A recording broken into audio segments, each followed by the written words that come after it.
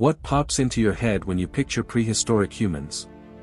Likely a fur-clad figure, huddled around a flickering fire inside a dark, rough-walled cave. This caveman stereotype is so ingrained in our culture that we rarely question it. But here is the shocking truth: that image is woefully incomplete. For 99% of human history, suitable caves for human habitation were incredibly rare. Our ancestors didn't wait for nature to provide shelter, they lived completely in the open.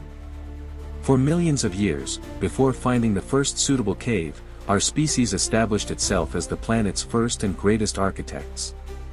Today, we'll uncover the forgotten engineering blueprints that allowed early humans to build complex, resilient homes using nothing but stones and sticks. The story begins in Africa, the cradle of humanity, specifically at Olduvai Gorge in Tanzania. Dating back 2 million years, this site shows extensive human occupation, yet virtually no caves are in sight. Instead, archaeologists uncovered the remains of the world's first constructed shelters. Around 1.8 million years ago, our earliest tool-making ancestors, Homo habilis, developed an elegantly simple, revolutionary solution: the stone foundation.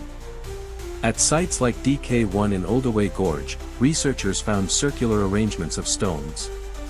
These weren't random scatters. Some stones weighed over 30 pounds and were deliberately transported from distant locations. They were arranged in oval patterns, acting as anchors for simple windbreaks made from thorny acacia branches. This was humanity's first step in creating artificial protection where none naturally existed. As humans spread, they encountered diverse terrains and became adaptive engineers. When venturing into forested regions, our ancestors developed solutions to avoid ground-based threats like predators and floods. At Beelzingsleben in Germany, dating to 400,000 years ago, archaeological evidence revealed tree platform shelters. These early architects used primitive stone tools to carefully select and modify living trees, creating elevated sleeping platforms. They understood weight distribution and wove smaller branches and leaves into sleeping mats and lean-to roofs. In contrast, on the vast, treeless steppes of Central Asia, humans turned into master earthworkers. At Kostroma in Russia, dating back 800,000 years, archaeologists found evidence of semi-subterranean shelters. By excavating oval chambers up to 6 feet deep, they engineered their homes below the frost line, accessing the Earth's natural insulation properties. This depth kept the interior typically 20 to 30 degrees warmer than the brutal surface air during winter. They were deliberately choosing depths for maximum thermal efficiency. The true sophistication of pre-cave builders lay in their ability to conduct complex long-term planning and implement standardized modular systems. The site of Dima Nisi in Georgia completely revolutionized our understanding of early human architecture. Around 1.8 million years ago, these groups created standardized wooden poles, cut to specific lengths, and stored them in underground caches. When the group returned seasonally, these components could be quickly assembled into framework structures using pre-dug post holes. Hide covers were also stored underground. This modular system allowed them to create weather-tight shelters in a matter of hours. This was not simply reacting to immediate needs, it was annual, forward-looking planning. Moreover, they mastered public health. At Gesher Banat Yaakov in Israel, dating to 750,000 years ago, researchers discovered the first examples of organized domestic architecture. Camps were meticulously organized, with different areas designated for sleeping, tool-making, food preparation, and crucially, waste disposal. This systematic spatial planning was key to preventing the spread of infectious diseases that could wipe out an entire group. They also mastered water management. At Terre Amata in France, 400,000 years ago, builders carefully dug channels around shelter sites to divert rainwater, while elevated platforms kept occupants dry during seasonal flooding.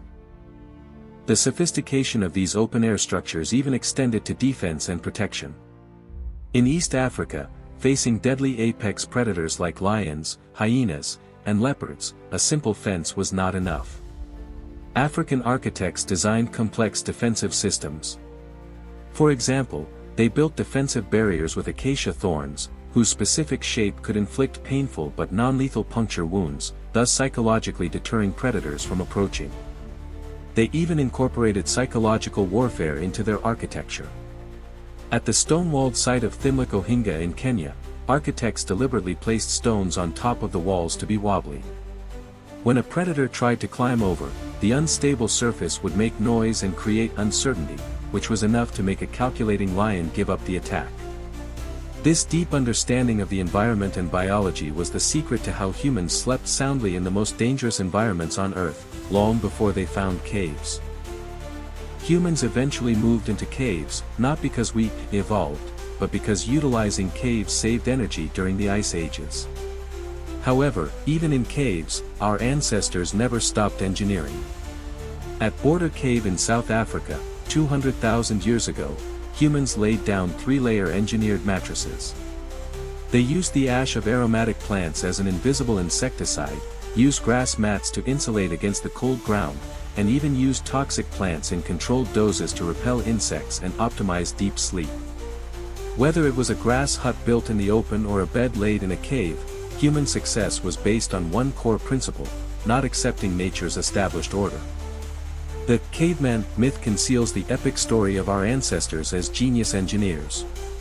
From the stone circles of Olduvai Gorge to the modular systems of Manasai, it was the innovation of these open-air structures that laid the foundation for human civilization. Today, whether in modern prefabricated houses, temporary disaster relief shelters, or the latest passive building designs, we see a continuation of the principles created by engineers who had no metal tools. Their legacy reminds us that true ingenuity lies not in the tools you have, but in how you use your mind to solve problems. If you're amazed by the innovation of ancient engineering, please like and subscribe, because we're just getting started uncovering the great forgotten wisdom of the past.